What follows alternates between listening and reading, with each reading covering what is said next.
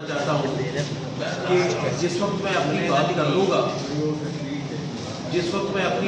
لوں گا تو اس وقت جو دوست میرے سے سوال کرنا چاہے میں اس کے لیے حاضر ہوں، لیکن میرا بنیادی طور پہ مقصد یہاں آنے کا یہ ہے کہ میں ایک جو تماشا بنایا گیا ہے شہر پسند عناصر کی وجہ سے میں اس پہ آپ کے ساتھ بات کروں۔ تو سب سے پہلے میں یہ بتانا چاہوں گا آپ کو کہ یہ ایک سازشی اور فسادی آدمی ہے انوار اللہ، اور اس نے ایک سو کالڈ صحافی حبیب اللہ کے ساتھ مل کے یہ سارا ڈرامہ کھڑا ہے، اور اس کی وجہ میں آپ کو بتا رہا ہوں۔ لیکن مجھے خیر میں تو اپنی قانون پہ چلنے والا آدمی ہوں، انہوں نے میرے پہ، میرے بیٹے پہ، میرے بھتیجے پہ، اور میرا بھتیجا وہ ہے جس کے باپ کو یہ اپنا پیر کہتے ہیں، یعنی سید میر طیب علی شاہ کا بیٹا جو کہ موجودہ سجادہ نشین ہے شہریار۔ سو میرے پہ، حسان پہ، شہریار پہ اور 25 اور لوگوں یہ ایک ایف آئی آر انہوں نے 324 کی کٹائی ہے جس میں مجھے 109 میں رکھا ہے۔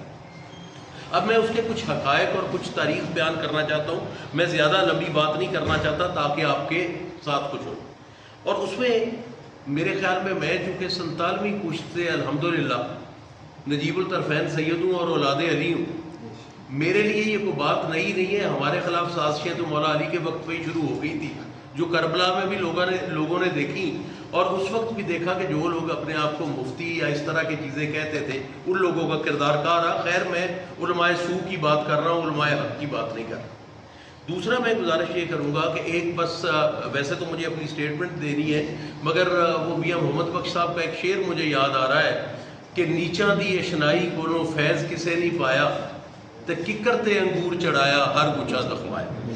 خیر میں آپ کو تھوڑی سی ہسٹری دے دوں کہ یہ جو انوار اللہ ہے اس کے باپ کو میرے والد گرامی نے ریلوے میں نوکری لگائی، اور ساری عمر وہ ہمارے پاس کرما والا میں رہا، اور اس کے بعد اس لڑکے کو جو ہے یہ جو آج اسسٹنٹ پروفیسر بنا بیٹھا ہے، یہ نوکری اس کو میں نے دلوا کے دی، اور اس کا نتیجہ آج دیکھ لے کے آئے۔ یہ جس حبیب اللہ کا میں ذکر کر رہا ہوں، یہ حبیب اللہ کہنے کو آپ کا صحافی بن گیا ہے۔ اس کو 92 میں نے رکھوایا۔ 92 میں نے جب رکھوایا اس وقت میں سٹنگ منسٹر تھا، اور 92 میں رکھوانے کے بعد کوئی 2-3 سال بعد مجھے اس وقت کے میں افسروں کے نام لینا مناسب نہیں سمجھتا، مگر اگر انویسٹیگیشن والے کہیں گے تو میں بتا بھی دوں گا، میں یہ میڈیا میں نہیں کرنا چاہتا بات۔ اس وقت کے ڈی سی او اور ڈی پی او نے میرے سے یہ شکایت کی کہ یہ آدمی آپ کی وجہ سے آپ کا نام لے کے اور چینل کا نام استعمال کر کے بلیک میل کرتا ہے، تو ان کو 92 والوں کو رپورٹ کریں۔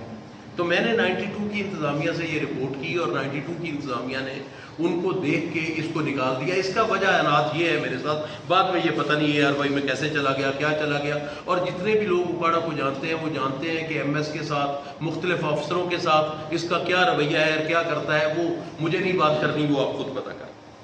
تیسری بات میں آپ سے یہ کروں گا کہ یہ میرے بھائی کی وفات کے بعد جب میرے بھائی 15 جنوری 2022 کو فوت ہوئے، تو اس انوار اللہ نے اپنے ایک ٹولے کے ساتھ مل کے میرے بھائی کے بچوں کے ساتھ اس نے ایک تماشا بنا لیا، اور لوگوں میں یہ کلیم کرنا شروع کر دیا کہ مجھے وہ فیض دے گئے اور مجھے یہ گئے، اور ان کے بچوں کی کوئی حیثیت۔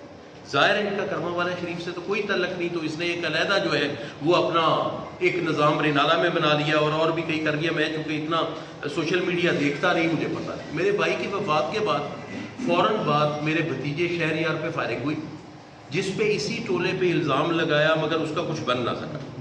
اس کے بعد میں آپ کو اس کی ایک اور ہسٹری بتاؤں کہ یہ اتنا فسادی آدمی ہے، اور پورے اکاڑے کے سینئر آفیسر جانتے ہیں۔ آج ایک میں پھر نام نہیں لوں گا، مگر انویسٹیگیشن کے سامنے میں نام لینے کو تیار ہوں۔ ایک بہت سینئر پولیس آفیسر ہے، اس وقت بھی سرونگ ہے، اس پہ اس نے اتنا خطرناک الزام لگایا، 2010-11 کی بات ہوگی، اتنا خطرناک الزام لگایا کہ اگر وہ بات چل جاتی تو بہت بڑا فساد ہے، اور وہ ٹوٹل جھوٹ پہ مبنی تھا۔ اور اس وقت پھر چودھری عارف صاحب نے، میں نے اور معززین شہر نے مل کے یہ کیا، اور اس پولیس آفیسر بیچارے نے اپنے گھر میں ان فسادیوں کے لیے کھانا کیا، اور جن لوگوں نے اس کو گمراہ کیا ہوا تھا اس کے بارے میں اس نے بتایا کہ یہ بھائی میرا یہ مطلب نہیں تھا۔ مطلب ایک اتنی گندی بات اس نے گھڑ دی، حالانکہ حکم یہ ہے کہ جو کسی پہ الزام لگاتا ہے اگر وہ ثابت نہیں ہوتا تو اس کو اس کی سزا دی جائے، بہرحال ہمارا قانونی سسٹم کمزور ہے۔ اس کے بعد جو اس نے کیا میرے بھائی کے وفات کے بعد ایک فلاحی تنظیم جو اصل میں سازشی تنظیم ہے وہ بنا کے لوگوں سے پیسے بٹورنے سے شروع کر. اور کچھ دیر پہلے کچھ لوگ ہمارے پاس آئے بھی اور انہوں نے کہا جی اتنے پیسے اس نے درسوں کے لیے اور وہ لے دیے, اور جس کا ہم نے ان کو کہا کہ نہ تو آستانے کا اس سے کوئی تعلق ہے, نہ ہم کوئی چندہ اکٹھا کرتے ہیں, اور جو بھی چندہ آستانے کے نام پہ اکٹھا کرتا ہے آپ کائنڈلی اس کو نہ دے, نہ یہ مناسب ہے, نہ یہ ہمارا طریقہ کار ہے, نہ یہ جائز ہے. لیکن اس کے باوجود اس نے کیا. اسی کچھ عرصہ میں میرا بھتیجا جو کہ سجادہ نشین ہے اور جس کے پاس یہ حق ہے کہ وہ کسی کی خلافت منسوخ کرے یا نہ کرے, اس نے اس کی خلافت اور اس کی تنظیم بذریعہ اشتہار اس نے اس کو ختم کر دیا میرے بھتیجے نے. اس کے کرنے کے بعد یہ اور آگ بگولا ہو گیا, کیونکہ ان کا مسئلہ تو سازش میں جانی اور یوں ہے.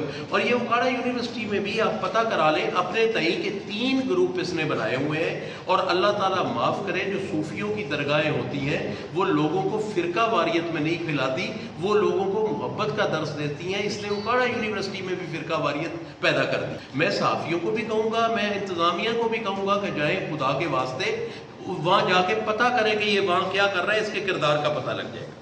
اچھا, پھر میں یہ کہتا ہوں کہ یہ اب اس میں کیس کی ایک بات کرتا ہوں, اور اس کیس میں ایک چیز آپ کو اور بھی کہوں.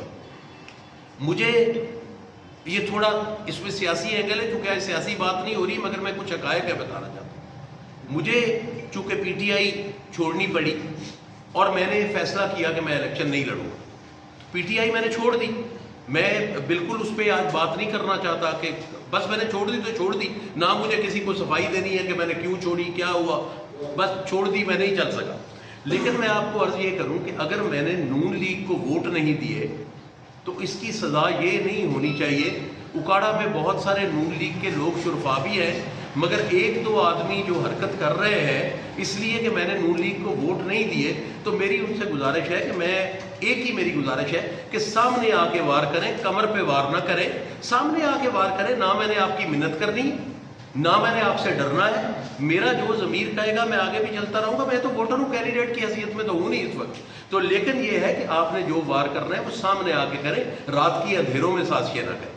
یہ میں کہنا چاہوں گا کچھ لوگوں کے لیے. اور میں چونکہ ذمہ دار آدمی ہوں, اگر وہ اس پہ جائیں گے تو میں نام بھی لوں گا, لیکن میں ذمہ دار آدمی ہوں, اور ذمہ دار آدمی نام نہیں لیا کرتے. میں اس لیے لوگوں کے نام نہیں لے رہا. اور میں انشاءاللہ تعالیٰ یہ میٹر جو ہے یہ نون لیگ کی قیادت کے ساتھ بھی اٹھاؤں گا.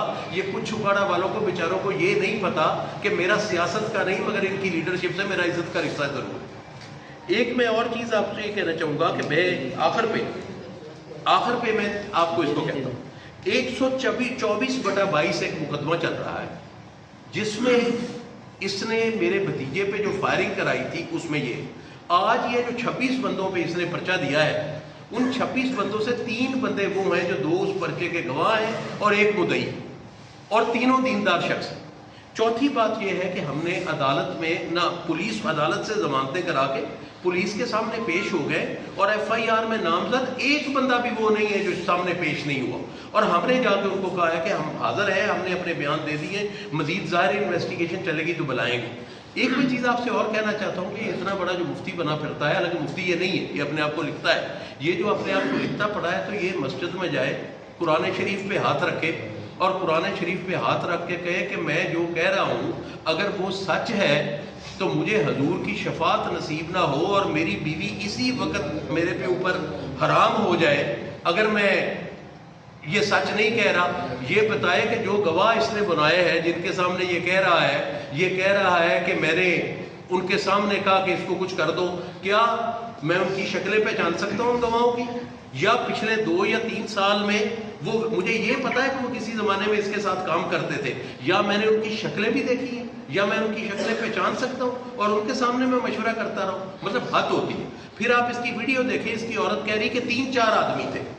3-4 آدمی اس وقت کہہ رہی ہے ویڈیو پہ, جب ویڈیو بنا رہی ہے, اور پرچہ 26 بندوں پہ دے رہے ہیں. اور ایک اور چیز میں بتائیں کہ اپنے کسی عزیز کو اسی جگہ پہ اگر کوئی گولی لگ جائے یا کوئی حادثہ ہو جائے تو کیا اس کی بیوی ویڈیو بنایا کرتی ہے یا اس کو کچھ اور پروگرام ہوتا ہے؟ اور اس کے تو میں پولیس سے یہ کہوں گا, مجھے نہیں پتا یہ واقعہ کیا ہوا, یہ پتہ کریں. یا تو اس نے بہت سارے لوگوں کو تنگ کیا ہوا ہے, یونیورسٹی میں بھی گروپس ہیں, فرقہ واریت بھی پھیلا رہا ہے, لیکن میرا یقین ہے کہ یہ ڈرامہ اس نے خود سٹیج کیا. تو میں پولیس کو یہ, ہم حاضر ہیں. اگر دیکھیں لعنت اللہ علی الکاذبین, सुम्मा लानतुल्लाह अलल काज़िबीन। अगर मैं या मेरा कोई तल्लक वाला इसमें शामिल है, मैं बिल्कुल देनदार, साबित करें। मगर अगर साबित नहीं करना तो मैं इस केस को ऐसे नहीं छोड़ूंगा कि लोग बेगुनाह हो जाएं और पता ना लगे ये किया किसने नहीं। मैंने आज तक इस पे कानूनी कार्रवाई भी नहीं की, मगर आज के बाद मैं और आस्ताने वाले इसके और इसके हवारियों के पास कानूनी कार्रवाई इंशाअल्लाह ताला जरूर करेंगे और डेफेमेशन भी करेंगे। और एक और बता दूं कि सहाफत, येलो जर्नलिज्म सहाफत होती है। इस हबीबुल्लाह ने FIR खुद बैठ के लिखाई है और मैं इंशाअल्लाह डेफेमेशन पे भी जाऊंगा। और इसको भी देखे, ये भी साजिशी है कि मौला अली ने फरमाया कि जिस पे एहसान करो उसके शर से बचो। इस आदमी को भी नौकरी मैंने रखाया और इसके बाप को गलती में करता रहा, गफार को सारी उम्र पोस्टिंग मैं दिलवाता। शर्म आनी चाहिए।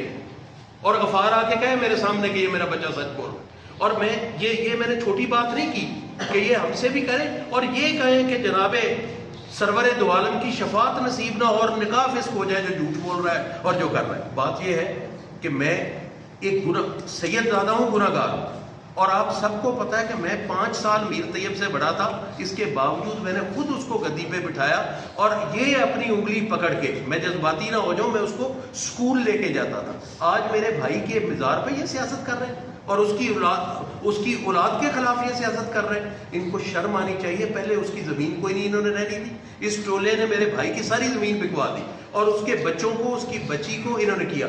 उसके बच्चों के ये दुश्मन है, उसके घर के ये दुश्मन है, मेरे ये दुश्मन है, आस्ताने की नामूस के ये दुश्मन है। खुदा की कसम मुझे FIR की परवाह नहीं, मुझे उसकी परवाह है जो करमा वाले शरीफ को ये बदनाम कर रहा है। मैं इस काबिल नहीं हूं कि मैं कर सकूं और मैं हजरत साहब का पोता हूं, लेकिन मुझे इस पे फख्र नहीं है क्योंकि मैं इस काबिल नहीं हूं। मैं तो गुनहगार आदमी हूं। मुझे इस पे फख्र है कि मैं हुजूर के कदमों की खाक हूं और मैं आस्ताने का अदना गुलाम हूं।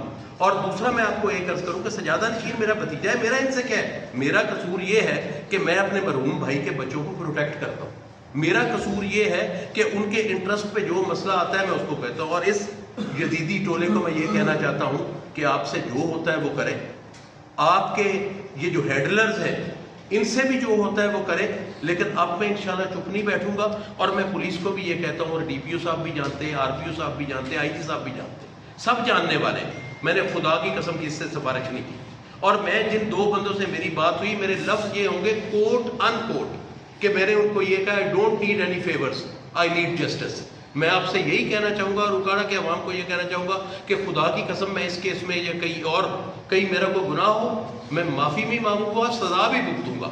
लेकिन मैं हल्फियत ये कहता हूँ और आकाए दो जहां की कसम दे के कहता हूँ कि ये हमसे ज्यादती कर रहे हैं और जुल्म कर रहे हैं, और जो लोग इसके पीछे हैं मुझे उनका भी पता है। बिस्मिल्लाह मेरे भाई, अल्लाह ताला ने मुझे अगर मौका दिया किसी वक्त तो मैं शायद आपसे नाजायज़ तो कभी ना करूँ, नाजायज़ नहीं किया, मगर आप जायज़ भी बहुत कुछ करते हैं, उस जायज़ पे जवाब जरूर दूंगा इंशाअल्लाह। बहुत शुक्रिया। अगर कोई दोस्त मेरे से बात करना चाहे तो मैं हाजिर।